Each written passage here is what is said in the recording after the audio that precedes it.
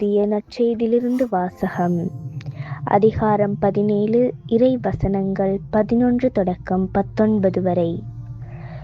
இயேசு வானத்தை அண்ணாந்து பார்த்து வேண்டியது: தூய தந்தையே, நாம் ஒன்றாய் இருப்பது போல் அவர்களும் ஒன்றாயிருக்கும்படி நீர் எனக்கு அளித்த உம் பெயரின் ஆற்றலால் அவர்களை காத்தருளும்.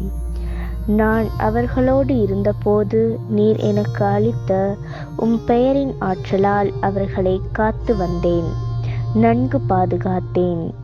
அவர்களுள் எவரும் அழிவுறவில்லை.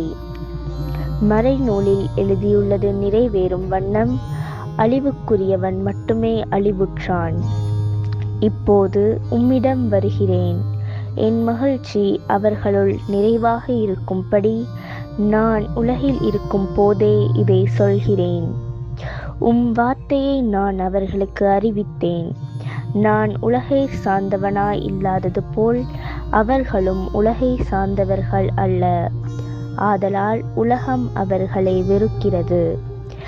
அவர்களை உலகிலிருந்து எடுத்துவிட வேண்டுமென்று நான் வேண்டவில்லை. தீயோனிடமிருந்து அவர்களை காத்தருள வேண்டுமென்றே வேண்டுகிறேன். நான் உலகை சார்ந்தவனாய் இல்லாதது போல் அவர்களும் உலகை சார்ந்தவர்கள் அல்ல. உண்மையினால் அவர்களை உமக்கு அர்ப்பணமாக்கியருளும். உமது வார்த்தையே உண்மை. நீர் என்னை உலகிற்கு அனுப்பியது போல நானும் அவர்களை உலகிற்கு அனுப்புகிறேன். அவர்கள் உண்மையினால் உமக்கு உரியவராகும்படி அவர்களுக்காக என்னையே உமக்கு அர்ப்பணமாக்குகிறேன். இது கிறிஸ்து வழங்கும் நற்செய்தி. கிறிஸ்துவே உமக்கு புகழ்.